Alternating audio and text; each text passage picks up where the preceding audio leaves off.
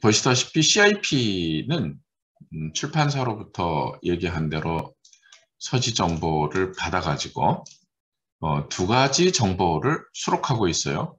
하나는 이 목록 규칙에 기반해서 목록 정보를 기술하고 있고, 또 하나는 색인 정보가 있어요. 색인 정보. 큰 틀에서 보면 KDC하고 DDC로 분류가 된다 그랬죠. 황종빈, 알겠습니다.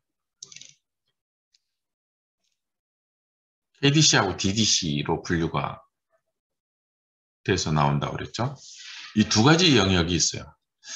그래서 이런 CIP 정보는 이제 각 도서관들이 목록을 구축할 때 이런 CIP 정보를 참고해서 목록을 구축하면 효율적으로 구축할 수 있다. 이런 취지에서 이제 CIP 제도를 2007년인가요? 2002년도 7월에 시작을 했죠. 그러다가 이제 이 제도가 근래에 들어와서, 그러니까 2020년 12월 31일부로 국립중앙도서관이 이 CIP 제도를 폐지했죠. 이제 이유는 이런 목록 구축 작업의 패러다임이 바뀌었기 때문에 크다란 도움이 되지 않는다라고 하는 이제 그 이유가 있고, 좀 더 구체적으로 이제 설명을 하면, 지금 국립중앙도서관은 소위 그 서지 정보 유통 시스템을 통해서 그 납본받는 자료에 대한 이 서지 정보, 다른 말로 얘기하면 메타데이터죠. 메타데이터를 필요한 도서관이 가져다 쓸 수 있도록 제공하고 있습니다. 또 출판사들의 출판 유통을 돕기 위해서 만들어진 한국출판유통진흥원 같은 경우도 마찬가지로 출판되는 자료에 대한 메타데이터를 이 출판사하고 연계해가지고 생성해서 도서관에 제공하고 있습니다. 그래서 도서관들은 이런 메타데이터를 디지털 라이브러리 시스템에 반입시켜가지고 다운로드 받는 방식으로 반입시켜서 구입하는 책에 대한 메타 데이터베이스를 구축하고 있다. 이런 얘기입니다. 그리고 풀 텍스트를 전자책으로 구입하는 경우에는 이 메타데이터와 링크 시켜주죠. 그래서 클릭하면 이 풀 텍스트가 디스플레이 될 수 있도록 이런 환경을 설정해서 서비스를 제공하고 있거든요. 그렇기 때문에 이 메타데이터베이스에 이미 뭐가 들어있어요? 목록 정보가 들어가 있다는 거죠. 다만 포맷이 다르죠. 이 지금 CIP 같은 경우는 목록 규칙에 근거해서 만들었단 말이에요. 그런데 이 지금 국립중앙도서관의 서지정보 유통 시스템이라든지 한국출판유통정보원이 제공하는 이 메타데이터는 이 목록 데이터를 어떤 포맷에 의해서 제공하고 있냐면 막이라고 하는 포맷에 의해서 제공하고 있다. 막이라고 하는 포맷에 의해서 뭘로 제공하고 있다? 이 일종의 전산 목록으로 제공하고 있다는 거죠. 전산 목록으로. 이 막이라고 하는 포맷에, 이 막은 뭐를 기초해서 만든 거냐면요. 목록 규칙을 기초로 해서 만든 게 막이라고 하는 전산 포맷이에요. 목록 데이터베이스 포맷이죠. 이 포맷은 목록 규칙을 기초로 해서 만들었다는 거죠. 그런데 이 막 메타데이터에도 어떤 정보가 포함되어 있냐면 이 정보도 포함되어 있어요. 분류 정보도 포함되어 있다는 거죠. 그렇기 때문에 도서관들이 이 막 데이터베이스를 반입해가지고 자기 도서관의 목록 시스템을 구축하면 굳이 뭡니까? 사서가 분류색인 작업을 별도로 진행할 필요가 없다는 거죠. 이미 막데이터에 기록되어 있는 분류 기호를 채택하면 되기 때문에 이 같은 편의성을 제공하고 있기 때문에 굳이 이 카드 목록 패러다임이 지나간 상황에서 계속 유지할 필요까지는 없다. 이렇게 인식하는 것 같아요. 그러나 다만 이런 것들은 필요할 거예요. 미국 책 경우에 주로 양서 경우에는 양서 경우에는 제가 어제 뭐라고 얘기했냐면 LCC 그 다음에 DDC 분류 기호가 이 뭡니까 판차 서지상 책의 서지상 쪽에 미국 책은 책의 서지상이 앞쪽에 있죠. 우리나라는 책 뒤쪽에 있는 반면에 미국 책들은 앞쪽에 있죠. 앞쪽에 책의 서지 정보 내용을 보면 LCC와 DDC로 분류가 돼서 나와요. 우리나라도 CIP가 없어지더라도 분류 기호 정도는 찍어서 내보내주는 게 아마 좋을 거예요, 책이. 이게 이제 거의 국제적 흐름이거든요. 요 위에 목록 정보는 없어진다 하더라도 요 정도는 책에 찍어주는 게 좋지 않을까 이런 생각이 듭니다. 자, 어쨌든 이 목록을 구축하는 패러다임이 자 이렇게 막 기반의 전산 목록으로 바뀌면서 또 구축하는 방법도 그 국립중앙도서관의 서지정보 유통 시스템이라든지 한국출판 유통 시스템이 제공하는 막 포맷의 메타데이터를 반입하는 방법으로 하는 형식으로 바뀌면서 더 이상 존재할 필요가 없다고 인식한 것 같아요. 그래서 폐지가 됐다. 이렇게. 그러나 그 개념은 막 데이터에 그대로 존재하는 개념이다. 이렇게 보면 될 것 같아요. 자, 그 다음 바코드 보죠. 바코드. 우리나라 도서관들은 거의 모든 도서관이 바코드를 통해서 도서관 자동화를 했죠. 이 바코드 도서관 자동화는요, 한 가지 특징이 있습니다. 바코드를 가지고 지금 도서관들이 하는 작업은 대출 반납을 바코드를 통해서 자동화했어요. 대출 반납 작업. 그 다음에 이제 이 바코드를 가지고 할 수 있는 게 뭐냐면 장서 점검. 장서 점검을 할 수 있습니다. 도서관이 수집하는 모든 자료는 도서관의 재산입니다. 도서관의 재산입니다. 자, 경성대학교 도서관이 수집하는 자료는 경성대학교의 재산입니다. 그래서 이거는 함부로 분실해서도 안 되고 함부로 폐기해서도 안 됩니다. 사서가 임의로 분실한다든지 폐기하면 거기에 대한 책임을 져야 됩니다. 책임을 묻습니다. 재산이기 때문에 그렇습니다. 자, 어쨌든 장서 점검. 그래서 이제 재산 점검이라고 그러죠. 1년에 한 번 정도씩 재산 점검을 해요. 도서관의 재산이 온전하게 제대로 존재하는지 그렇지 않은지 재산 점검, 장서 점검을 하는데 이 재산 점검하는 걸 장서 점검한다 이렇게 얘기해요. 장서 점검을 하는데 이거를 바코드 기술을 갖고 한다는 거죠.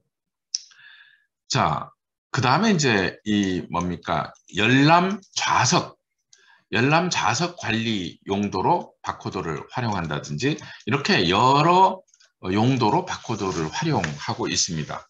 자, 그런데 여기 한 가지 특징이 있어요.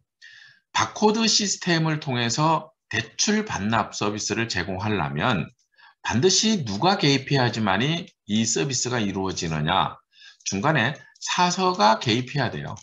아주 쉽게 얘기하면 사서가 바코드 리더기를 들고 자, 책에 있는 바코드를 누가 책을 대출하러 오면 책에 있는 바코드를 읽고 그 다음에 이 학생의 학생증에 있는 바코드를 읽고 그러면 이제 두 개가 매칭되겠죠? 그러면 누가 어떤 책을 빌려갔다 데이터베이스에 이렇게 기록되겠죠.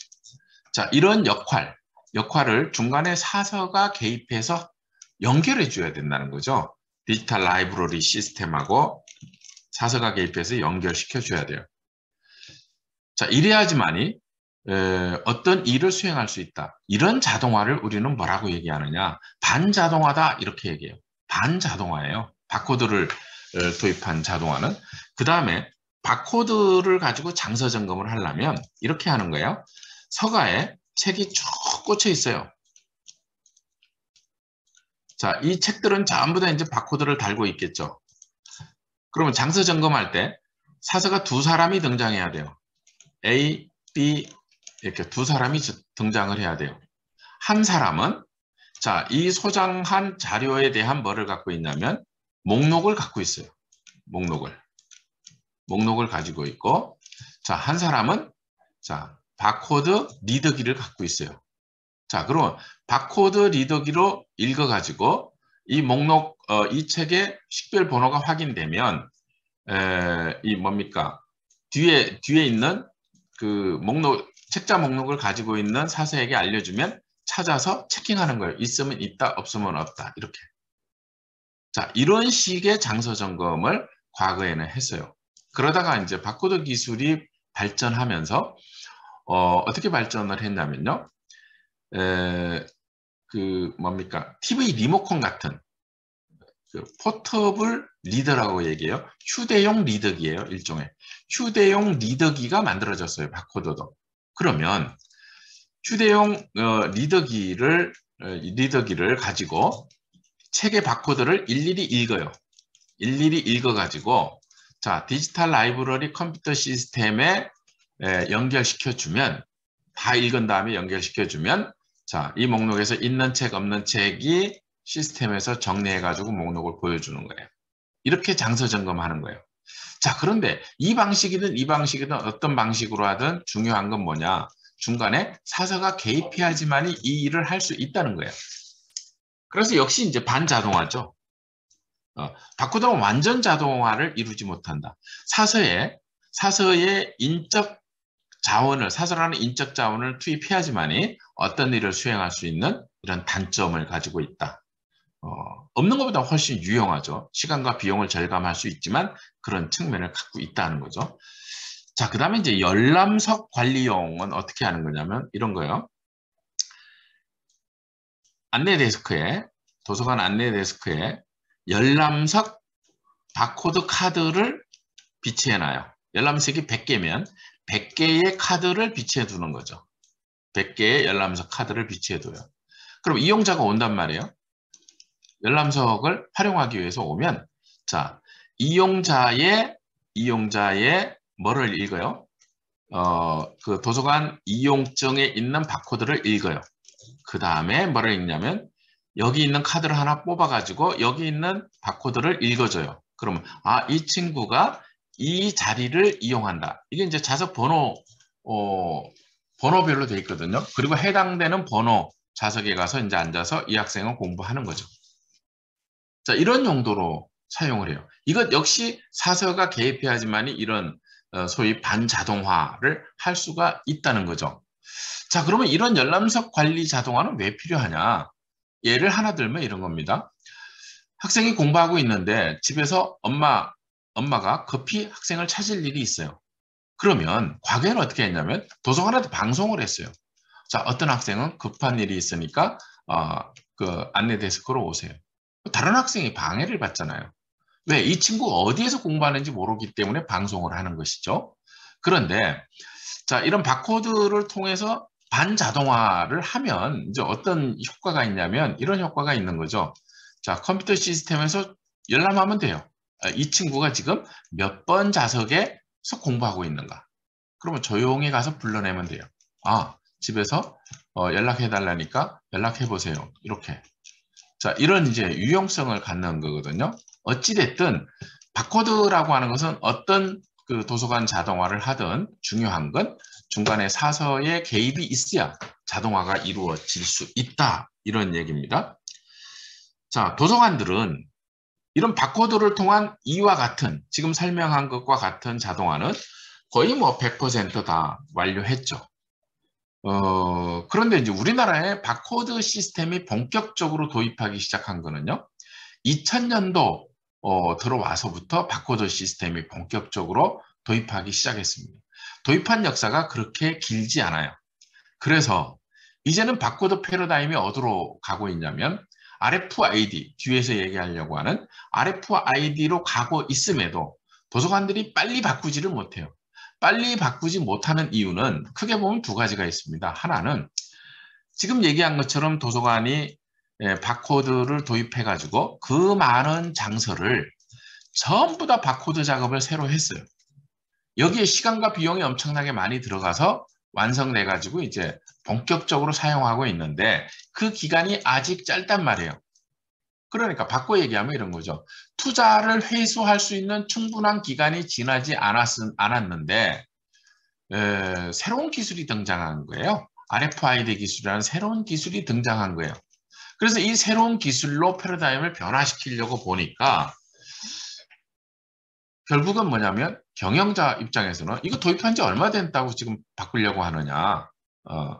투자 대 그 수익 구조에서 아직은 좀 납득하기 어려운 시간성을 갖고 있다. 이렇게 인식하는 측면이 하나 있고 또 하나는 이 RFID 태그가 값이 비싸다는 점이에요. 바코드는 종이에다 찍잖아요. 그래서 값이 아주 저렴한데 반해서 RFID 태그는 값이 비싸단 말이에요. 그렇기 때문에 이 바코드에서 RFID 태그로 빨리 전환하지 못하는 이런 그 시점에 놓여 있다. 이렇게 보시면 될 것 같아요.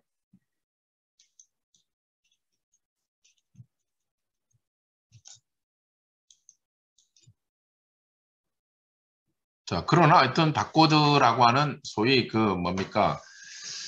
어떤 상품에 대한 고유 코드를 표시하고 식별하는 이 그 기술은 도서관뿐만이 아니고 상품 유통 환경에서 아주 다양하게 이용하고 있고 반자동화 개념이기는 하나 그러나 시간과 이 비용을 절감하는 이 RFID 이전까지만 하더라도 획기적인 그 기술로 인식받아왔고 실제 그렇게 활용되고 있다. 이렇게 보면 될 것 같아요. 그 다음에 이제 바코드하고 요즘에는 QR코드하고 연결을 시키죠. 자, 그래서 QR코드하고 연결시키면 이제 뭐 어떤 유용성을 가지고 있느냐. 여러분 스마트폰을 가지고 QR코드 인식할 수 있잖아요. 자, 이 도서 정보를 파악할 수 있는 이런 이제 유용성을 지닐 수 있다는 거죠. 그래서 이 QR코드에 보면 여기 이런 말 있죠. 숫자의 경우 최대 몇 자, 문자의 경우 최대 몇 자, 한자의 경우 최대 몇 자, 한글의 경우 최대 몇 자까지 저장할 수 있다. 자, 이런 정도 상당한 양의 정보를 저장할 수 있다는 거죠. 자, 그러나 QR코드 역시 이제 결국은 뭐냐면 과도기적 개념이지 않을까 이런 생각이 들어요. 결국 뭘로 전환되어 가는 추세에 있다고 봐야 되느냐. 바로 이 무선 주파수 식별 기술, RFID 기술로 이 기술 패러다임은 흘러가고 있다. 자, 이 RFID 기술은요, 이제 우리가 얼핏 생각하면 RFID 기술은 최근에 와서 개발된 기술이다 이렇게 인식할 수 있습니다. 근데 그렇지 않습니다. RFID 기술은 오늘날 첨단 기술로 인식되고 있지만 이 기술을 개발한 역사를 거슬러 올라가면 30년이 넘습니다. 근데 이 기술은 처음에 개발할 때 어떤 형태였냐면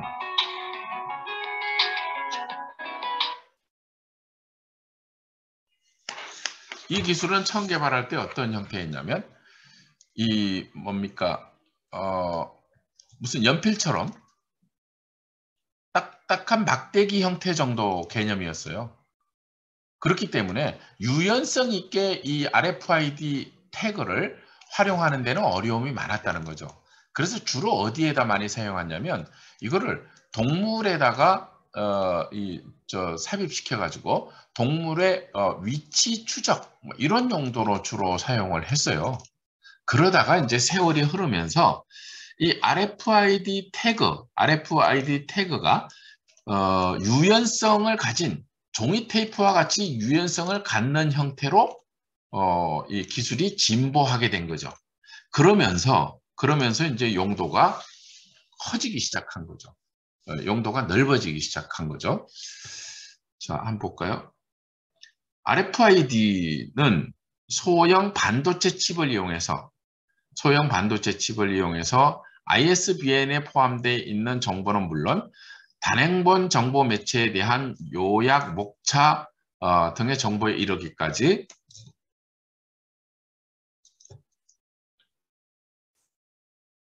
전자적으로 기록하여 전파 식별에 의해서 인식할 수 있는 기술이다. 자, 그래서 이 RFID 기술은요, 제가 그림을 갖고 먼저 한번 설명을 해줄게요.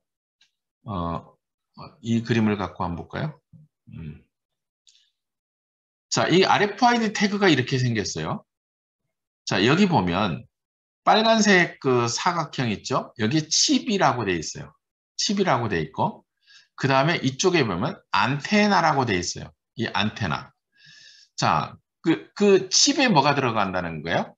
정보가 기록된다는 거예요. 어떤 정보가?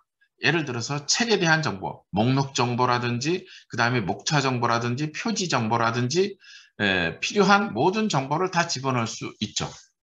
자, 그 다음에, 이 뭡니까? 안테나 태그에, RFID 태그에 안테나가 부착되어 있는데, 자, 이 안테나가 어떤 역할을 하냐면요. 자, RFID 정보를 읽을 수 있는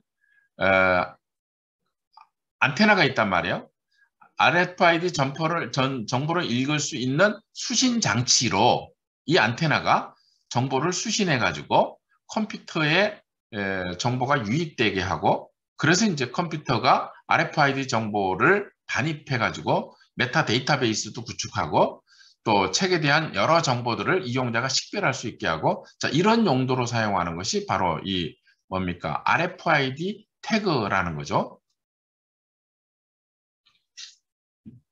자, 그 다음에 한번 보죠.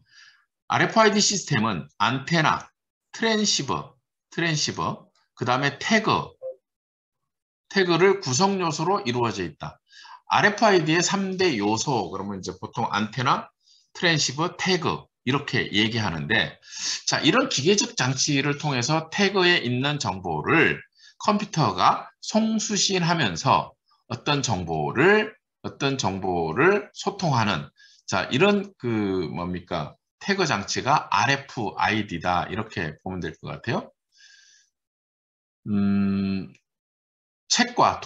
도서와 책과 이용자의 도서관 이용 중에 이를 식별하는 RFID를 부착하는 경우 맨머신 인터페이스에 의한 도서관 대출 반납 자동화, 뭐 무인 어쩌고 저쩌고 장서 점검 이런 거를 할 수 있다. 이게 무슨 얘기냐면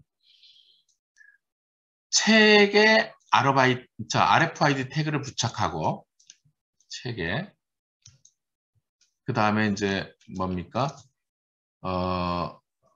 이용자의 도서관 이용증에 RFID 태그를 부착하고 그러면 책에 부착한 RFID 태그와 이용자 이용증에 부착한 RFID를 통해서 도서관 디지털 라이브러리 시스템과 이 트랜시버라고 하는 수신 장치를 중간 매개체로 해서 디지털 라이브러리 시스템과 사서의 개입이 없이 이용자가 사서의 개입이 없이 맨머신 인터페이스 개념에서 자, 기계와 대화를 하면서 어떤 작업을 할 수 있느냐? 사서의 개입이 없이 이용자가 뭐를 할 수 있냐면 책을 대출받을 수 있고 반납할 수도 있고 이런 작업을 할 수 있다는 거죠. 예를 들어서 대출할 때 이렇게 하는 거죠. 자, 내가 서가에서 원하는 책을 식별해서 수집을 했어요. 자, 그러면 가지고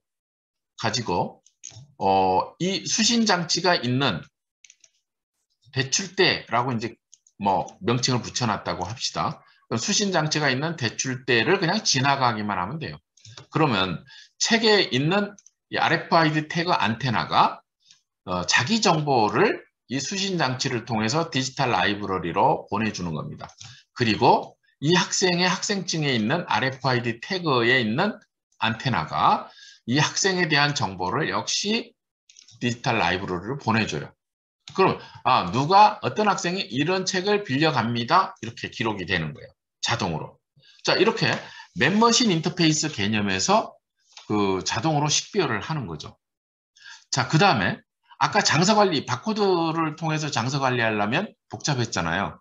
그런데 RFID 태그가 책에 다 부착돼 있으면 도서관 서가에 꽂혀 있는 책에 RFID 태그가 다 부착돼 있으면 장서 점검이 아주 쉬워요.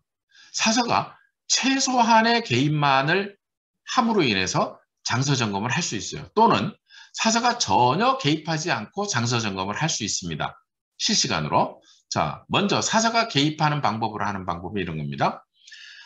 RFID 정보를 읽을 수 있는 아까 바코드에서 얘기했던 것 같은 휴대용 리더 장치가 있어요. 휴대용 리더 장치.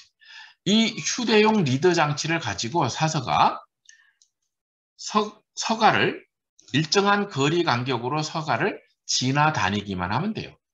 그러면 서가에 있는 책들이 자기에게 붙어 있는 RFID 태그 안테나를 통해서 자기 정보를 이 휴대용 리더기로 전부 다 전송을 해줍니다. 그러면 이거를 갖다가 이제 디지털 라이브러리에 장착만 하면 아까 얘기한 것처럼 바코드하고 비슷하게 정리하는 거죠. 있는 책, 없는 책 정리를 해요. 실시간으로 정리해가지고 목록을 만들어 준다는 거죠. 그래서 장서 점검이 아주 빠른 시간에 끝나죠. 그 다음에 전혀 사서에 개입 없이 장서 점검을 하는 방법이에요. 이 서가를 인공지능 서가로 만드는 겁니다. RFID 태그를 부착한 인공지능 서가로 만들어요. 이미 시판이 되고 있어요. 이런 서가들이요. 자, 인공지능 서가로 만들면 자, 이 서가에 뭐가 있느냐? 이 서가에 이 책들의 정보를 수시로 전송받아서 디지털 라이브러리로 전송해주는 수신 장치가 이 서가에 부착되어 있어요. 그래서 항상 실시간으로 재고가 관리되고 있는 거예요. 어떤 책이 있고 어떤 책이 없고 이런 정보를 사서는 언제든지 열어볼 수 있어요. 자, 이런 게 이제 인공지능 서가예요. RFID 기술을 이용한 인공지능 서가예요. 이런 서가를 도입한 도서관들이 있죠. 그 다음에 이제 이 서가는, 지능형 서가는요, 또 하나 어떤 역할을 하냐면, 이게 만약에 900대 역사와 관련, 역사에 대한 책들이 보관되어 있는 서가예요. 그런데 어떤 이용자가, 다른 분야 책을 갖다 꽂아놨어요. 예를 들어서, 200대 종교책을 갖다 꽂아놨어요. 그러면, 자, 이 책이 이 수신 장치로 정보를 보내줍니다. 그리고 디지털 라이브러리 시스템으로 보내줘서 사서에게 알려주죠. 지금 900대 서가에 몇 번째에 어떤 책이 잘못 배가되어 있습니다. 알려줘요. 그러면 이제 가서 시정해주면 되는 거예요. 자, 이런 역할까지를 할 수가 있어요. 이런 역할까지를. 자, 그래서 그리고 이제 이거를 또 복사 시스템의 RFID 태그를 활용하면요. 예컨대 이런 겁니다. 학생이 복사를 하려고 해요. 자, 관내 대출을 했어요. 어떤 책을. 복사집에 가면 복사기를 운영하는 사람이 두 가지 정보를 요구하겠죠. 자, 학생증에 있는 RFID 태그 정보를 자기들 시스템에 반입시키겠죠. 자동으로 반입되겠죠. 그 다음에 학생이 복사하려는 책에 대한 정보가 반입이 되겠죠. 그 다음에 이제 복사를 하면 이 책에 자, 몇 페이지를 복사해 갔는지 정보가 데이터베이스에 기록이 되겠죠. 자, 이런 것까지를 할 수 있어요. 이런 것까지를. 아주 다양한 거를 할 수 있습니다. 뭐 주차 관리에도 할 수 있고, 뭐 용도는 무궁무진하게 많아요. 전부 다 어떤 개념에서 할 수 있냐면, 소위 멤버십 인터페이스 관점에서 이런 그 서비스 환경을 만드는 것이, 자동화 환경을 만드는 것이 가능해진다. 이런 거죠. 자, 그래서 이제 RFID가 뭐를 바꾸고 있느냐? 세상을 바꾸고 있죠. RFID가 어떤 세상을 열어가고 있냐면 유비쿼터스 세상을 열어가고 있죠. 유비쿼터스 세상을. 도서관 이외에도. 자, 우리가 유비쿼트스 세상을 열어가는 핵심 기술 두 가지 있다 얘기했어요. 하나는 모바일 기술이라고 그랬어요. 자, 모바일 기술이 와이파이 기술과 연결해가지고 유비쿼트스 개념을 실현시키고 있죠. 또 하나는 RFID 기술이에요. RFID 기술. 자, 인간 사회에는 아날로그 신호 체계를 가지고 있는 수많은 사물이 존재하죠. 책도 바로 그런 사물이죠. 아날로그 신호 체계를 갖는 사물이죠. 근데 이런 아날로그 신호 체계를 갖는 사물이 컴퓨터 시스템과 소통하려면 결국 누구를 거치면 소통이 가능하냐면 RFID 기술을 통해서 컴퓨터 지능화시키면 RFID 기술을 통해서 컴퓨터 지능화시키면 자, 컴퓨터와 소통하는 것이 가능해지잖아요. 바로 이 RFID 기술이 자, 이런 체제 속에서 세상을 획기적으로 바꿔 나가고 있죠. 그래서 우리가 이제 최근에 흔히 이용하고 있는 지하철 같은 경우죠. 자, 내가 A라는 역에 서 있으면 지금 내가 타려고 하는 전동차가 어느 역에 출발했고 내가 있는 곳에는 언제쯤 도착하고 이런 게 전부 다 CRT에 표시가 되고 있잖아요. 이게 이제 왜 가능하냐면 이 기차에 이 전동차에 RFID 태그가 부착되어 있거든요. 그래서 일정한 거리마다 수신 장치가 있다는 거죠. 그래서 일정한 거리마다 이동하면 수신 장치에게 RFID 태그가 자기 정보를 주게 되고 이 정보가 컴퓨터에 들어가서 분석이 돼가지고 자, 유용한 데이터를 CRT를 통해서 이용자들에게 승객에게 표시해 주는 거죠. 그러면 이제 이런 정보를 보고 예측 가능한 어떤 행동을 결정하는 것이 가능하게 되는 거죠. 자, 이런 용도로 사용한다든지 그 다음에 뭐 요즘에 주차장에서는 뭐 엄청나게 많이 활용을 하고 있죠. 자, 그래서 학생들의 뭐 출석 체킹 이런 데도 RFID 태그를 활용할 수 있고 다양한 방법들이 있어요. 아주 무궁무진하게 사용할 수 있다는 거죠. 자, 그래서 앞으로 이제 마트가 바뀌겠죠. 마트가 이 RFID 태그 값이 저렴해지면 뭡니까? 공산품들이 전부 다 지금 바코드를 통해서 유통이 관리되고 있는데 전부 다 RFID 태그를 부착하게 되겠죠. 태그를 부착하게 되면 쇼핑 가더라도 자, 물건 막 집어넣으면 돼요. 쇼핑 컷에다가 집어넣고 계산대 딱 도착하면 자기 정보를 전부 다 태그가 줄 거 아니에요. 그냥 화면에 표시하겠죠. 자, 뭐는 얼마, 총기 얼마니까 신용카드로 계산하세요. 계산하고 가면 돼요. 자, 이렇게 무인 계산대가 이제 운영이 되겠죠. 그래서 앞으로 한 10년 이내에 마트의 계산원들은 일자리를 잃을 가능성이 매우 높습니다. 과거에 우리는 그런 경험을 이미 했어요. 전화기가 교환식 전화기였을 때 이 도시 곳곳에는요 전화 교환원을 양성하는 학원들이 아주 성업했어요. 아주 성업했어요.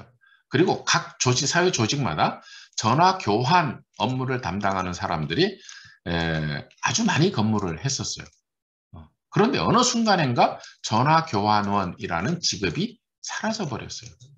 어느 순간인가. 그리고 왜 사라졌느냐? 어떤 기술이 나와서 사라졌느냐? 두 가지 기술이 이런 환경의 변화를 만든 겁니다. 하나는 디지털 교환기. 하나는 ARS 시스템. 자동 응답 시스템. 자, 디지털 교환기와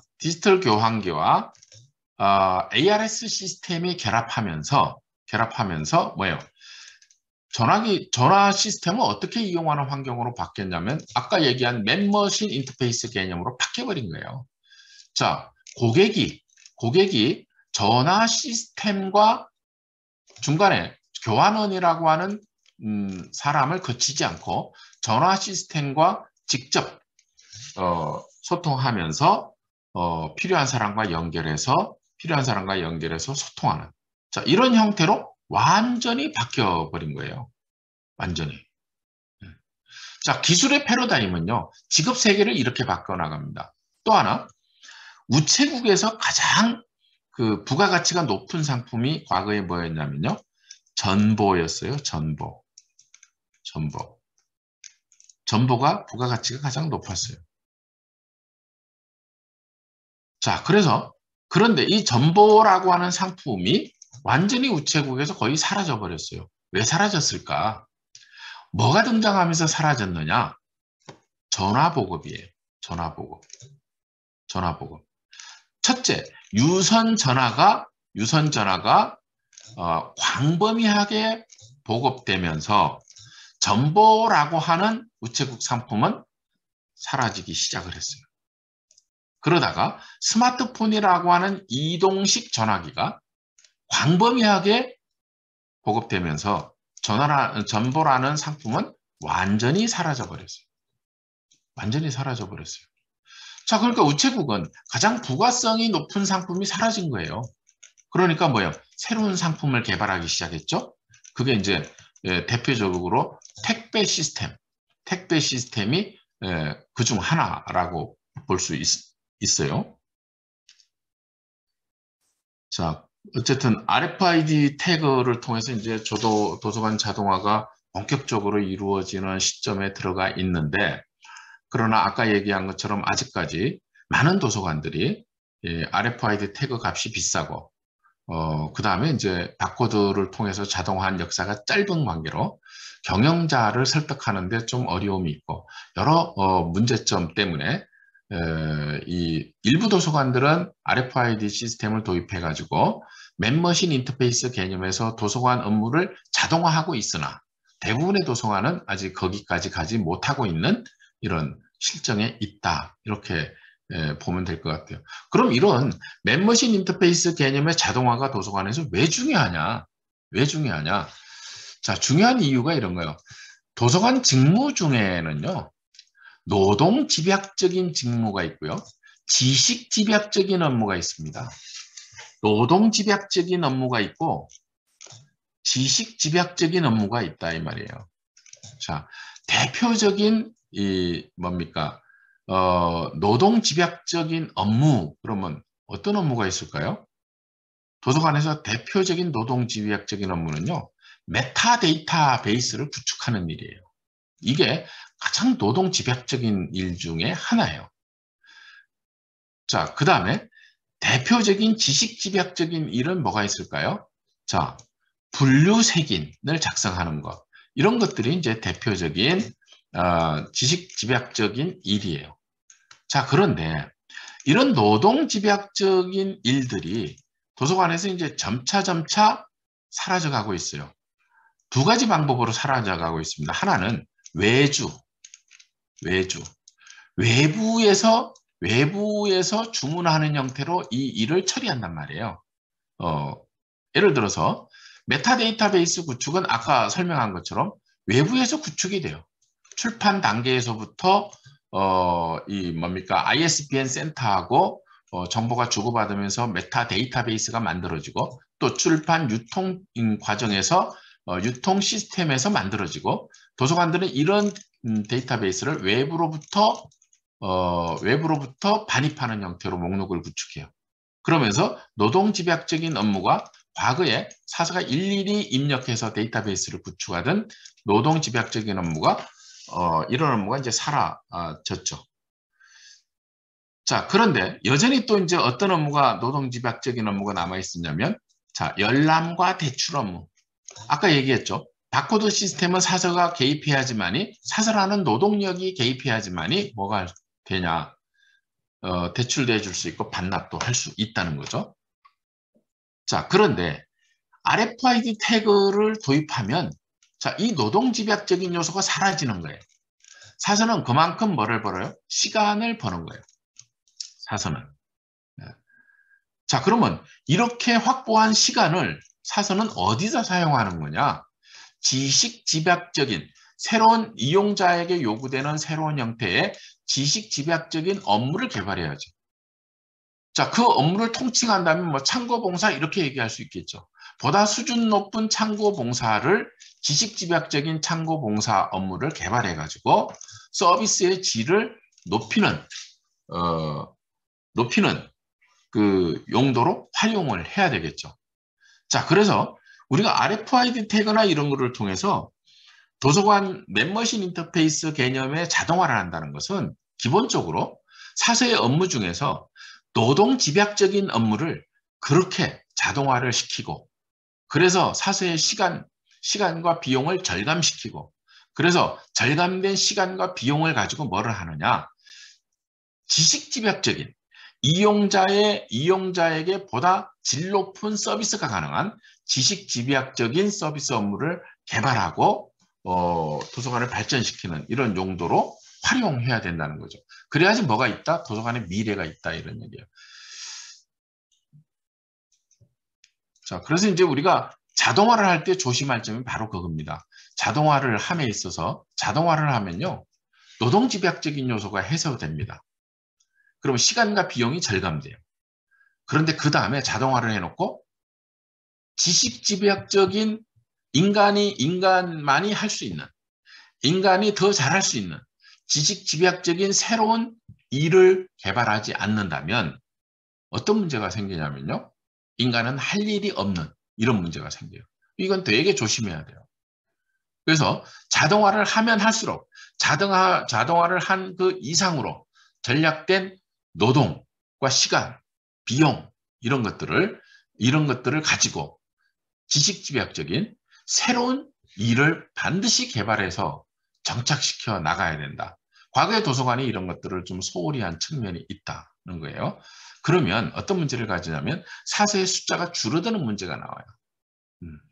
자, 제가 얘기한 것처럼 하면 자동화를 하면 할수록 뭐가 늘어나요? 사서의 숫자가 늘어날 수 있어요. 근데 그걸 안 하면, 개발을 하지 않으면 사서의 숫자가 줄어드는, 자, 이런 문제를 가지고 올 수 있다는 거죠. 자, 연속 관행물에 의한 출판. 그죠? 연속 관행물, 동일한 제호로 일정한 간격에 따라서 순차적으로 권차 또는 연차를 부여해가며 계속적으로 발간되는 것. 자, 권차. 예를 들어서 1년에 4번 발행하기로 했다. 그럼 권차가 1, 2, 3, 4. 1년에 4개의 권차가 생기겠죠. 자, 이런 개념을 얘기하는 거예요.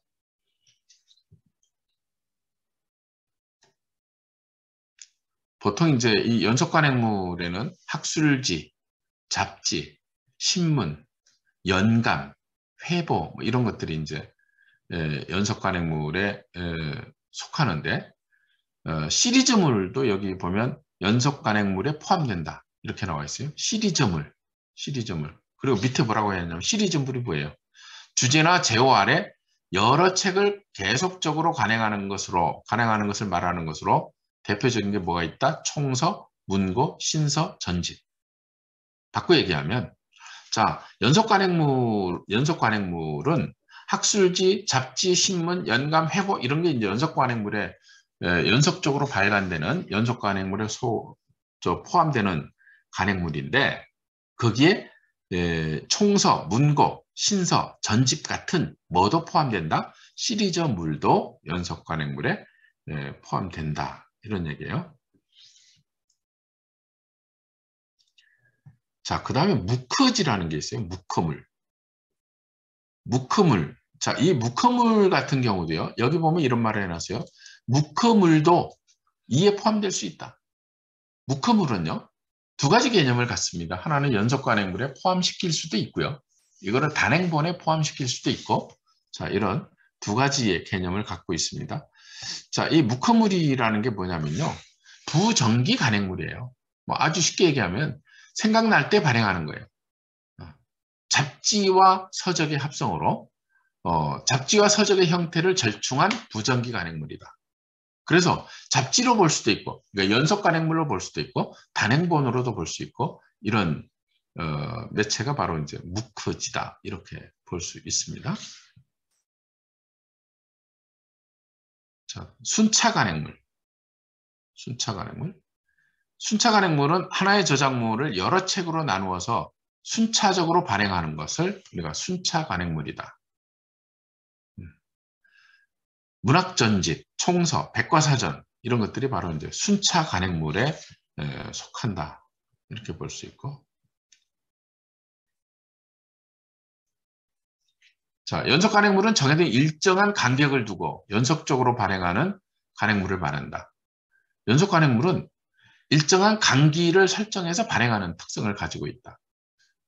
간기는 이제 발행자가 어떻게 설정하냐에 따라서 간기가 결정되는 거죠. 발행자의 마음이에요. 근데 보통 이제 일간, 이거 매일같이 발행하는 거죠. 대표적인 건 뭐예요? 신문이죠. 일간지 신문 있죠. 그 다음에 주간, 그러니까 일주 단위로, 그 다음에 격주간, 두 주에 한 번씩, 월간, 격월간, 개간, 계절 단위로, 봄, 여름, 가을, 겨울 이렇게 개간. 그 다음에 연간, 1년에 한 번이에요. 반년간, 뭐 경년간, 부정기 이렇게. 간기는 발행자가 자기의 환경을 감안해 가지고 적정한 간기를 설정해 가지고 발행을 하게 되죠. 자, 근데 이제 간기의 형태는 이런 여러 가지가 있다. 이런 간기가 도서관에서는 왜 중요하냐? 도서관에서 왜 중요하냐? 중요한 이유가 있어요. 아, 이거 시간이 됐네. 다음 시간에 얘기하기로 하고. 지금부터 10분 쉬었다가 발표하도록 하겠습니다.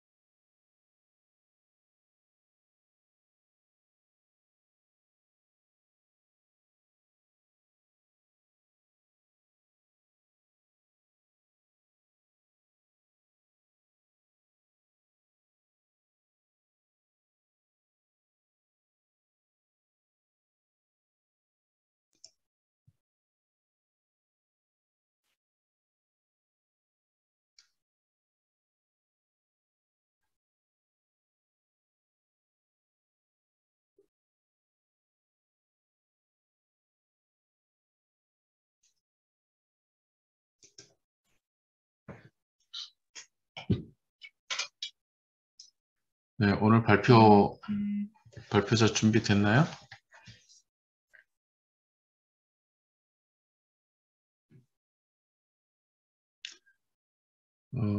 오늘 발표가 2조죠. 그 문의 게시판에 그 발표 자료 올려놨나요, 혹시? 네, 교수님 쉬는 시간에 올려놨습니다. 내가 아침에 보니까 없어서 한번 물어보는 거예요. 네. 네, 오늘 그 3조도 발표가 가능하나요?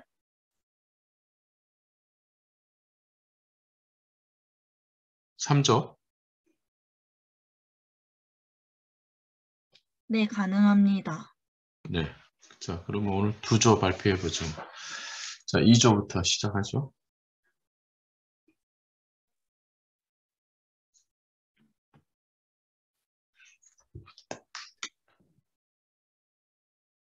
화면 보이시나요?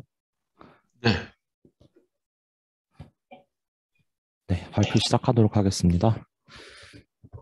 안녕하세요. SNSE 도서관 활용 방안 연구를 발표한 이조입니다.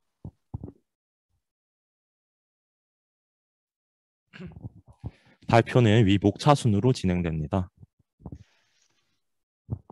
먼저 연구 방법입니다. 이용자의 관점에서 카카오톡, 패들렛, 틱톡 등 12개의 대중적인 SNS를 이용해보며 그 특성을 분석했습니다. 그 후 도서관 활용 분야를 도서관 간의 네트워크, 이용자와 도서관, 도서관 마케팅으로 분류 후 앞서 분석한 SNS의 특성을 중심으로 도서관의 활용 방안을 모색했습니다. 적용 방안을 살펴보기 앞서 SNS를 간략히 설명하겠습니다. SNS는 소셜 네트워크 서비스의 줄임말로 취향과 활동을 공유, 관찰하고자 하는 사람들의 공동체를 위한 온라인 사회관계의 형성에 중점을 둔 서비스입니다. 2021년 나스미디어 SNS 이용자 활용 현황에 따르면 인터넷 이용자 중 76.7%가 SNS를 사용하고 있습니다. 이는 국민 4명 중 3명이 SNS를 이용하고 있다고 볼 수 있습니다. 10대 이용자의 이용률이 92%로 가장 높으나 60대 이용자도 절반을 넘는 67%의 이용률을 보여 전 연령대가 실생활에서 SNS를 적극적으로 활용하고 있음을 확인할 수 있습니다. 따라서 전통적 매체와 더불어 현대기술과 매체를 서비스하는 도서관의 역할을 수행하기 위해서는 도서관의 SNS 활용은 필수적이라 말할 수 있습니다. 3가지 활용 방안입니다. 먼저 도서관 간의 네트워크입니다. 다양한 분야의 사서들 간의 소통을 통해 공유된 도서관 운영의 노하우와 정보를 바탕으로 지속적인 도서관 시스템의 개선에 중점을 둔 활용 방안입니다. 두 번째는 이용자와 도서관입니다. SNS를 기반으로 도서관 중심의 지역 커뮤니티를 형성하고 이용자에게 보다 접근성 높은 정보를 제공할 수 있는 기틀을 마련하는 활용 방안입니다. 마지막으로 도서관 마케팅입니다. 각 도서관의 특색 있는 이미지를 창출하고 도서관의 다양한 프로그램과 이용 정보를 홍보할 수 있는 수단으로서의 활용 방안을 모색했습니다. 도서관 간의 네트워크에서는 블라인드, 에브리타임, 클럽하우스의 특성을 연구했으나 시간 관계상 에브리타임, 클럽하우스 2가지 SNS의 특성을 발표하겠습니다. 에브리타임은 폐쇄형 SNS입니다. 인증 제도를 활용하여 특정 집단에게만 서비스를 제공한다는 특성이 있습니다. 두 번째로 이용자의 상황에 따라 익명과 실명으로 서비스를 이용할 수 있습니다. 직장 내 위계 질서가 있기 때문에 사서 커뮤니티 구축에 이러한 이점을 활용한다면 조금 더 자유로운 사서들 간의 소통이 이루어지리라 예상합니다.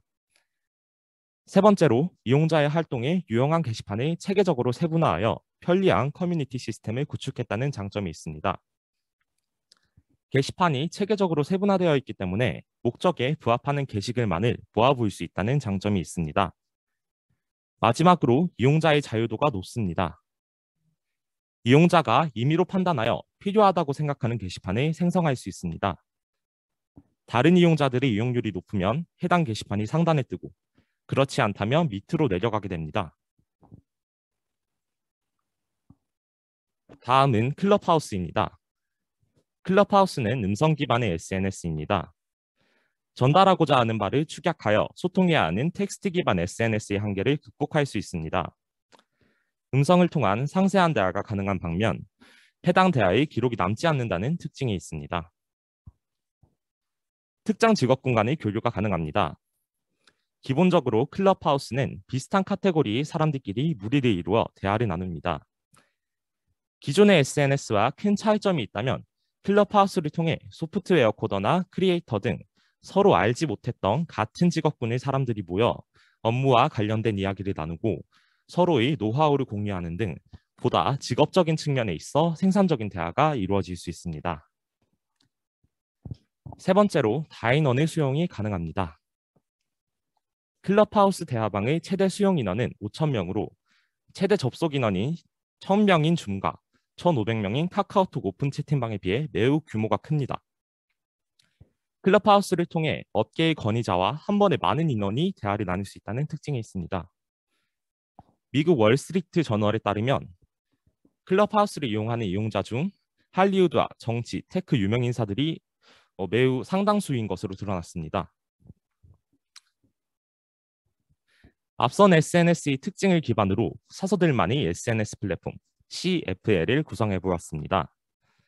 두 번째 화면의 상단부에는 신간도서, 웹이나 정보, 이다리 도서관 콘텐츠가 있습니다. 이다리 도서관은 도서관 인스타그램 팔로워 증가수, 이용자 만족도, 도서관 환경 등의 지표를 통해 평가 후 CFL 상단에 위치하게 됩니다. 하단에는 여러 게시판들이 있습니다. 원하는 이야기를 나눌 수 있는 자유 게시판, 사서들에게 유용한 정보를 제공해주는 정보 게시판은 물론 신임 사서들끼리 소통할 수 있는 신임 사서 게시판도 있습니다. 외에도 부산 사서라면 추가적으로 이용자들이 개설한 부산 남구 게시판, 부산 사서 게시판 등을 메인 화면에 고정할 수 있도록 해두었습니다. 세 번째 사진은 음성 대화방입니다.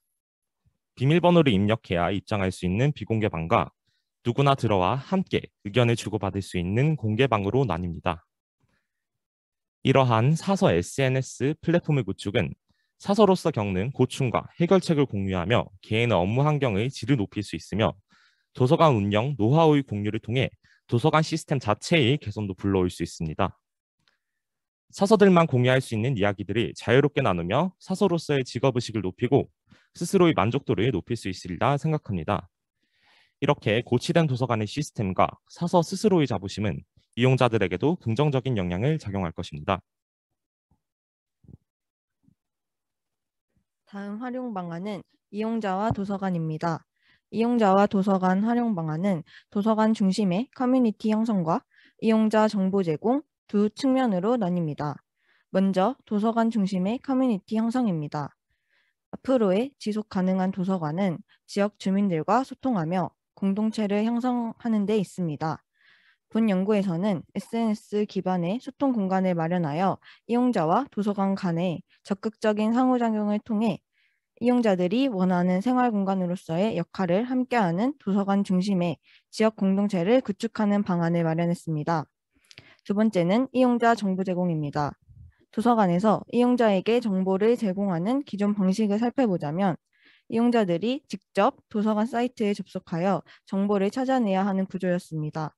그러나 SNS를 활용하여 이용자들이 자주 이용하는 온라인 공간에서 보다 편리하게 도서관 관련 정보에 접근하며 적극적인 도서관 이용을 촉진할 수 있는 활용 방안을 마련했습니다. 도서관 중심의 커뮤니티 형성을 위해 패들렛과 밴드의 특성을 연구했습니다. 패들렛은 접근성이 높은 SNS입니다. 대부분의 SNS와 달리 패들렛은 별도의 회원가입 없이도 링크나 QR코드만 있다면 언제 어디서 누구든지 이용할 수 있습니다. 따라서 도서관 문 앞에 QR코드를 포함한 포스터를 제작하여 둔다면 이용자들은 스마트폰 카메라를 통해 건의사항, 연간 도서관 계획표, 자유의견방 등의 다양한 커뮤니티를 이용할 수 있게 됩니다. 두 번째로 이용자들이 자신의 상황에 맞게 익명과 실명으로 의견을 자유롭게 제시할 수 있습니다. 기존의 이용자들이 도서관의 건의사항을 제안하려면 건의함을 이용해야 합니다. 그러나 건의함은 눈에 잘 띄지 않은 곳에 위치하는 경우가 많으며 서비스를 제공하는 사서들이 보는 데에서 도서관 이용과 관련된 불편사항을 제기하는 것이 부담스러울 수 있습니다.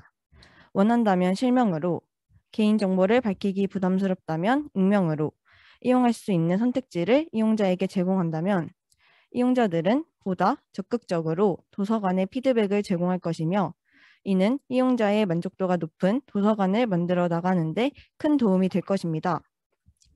세 번째, 패들렛은 제작자에게 다양한 양식을 제공한다는 것입니다.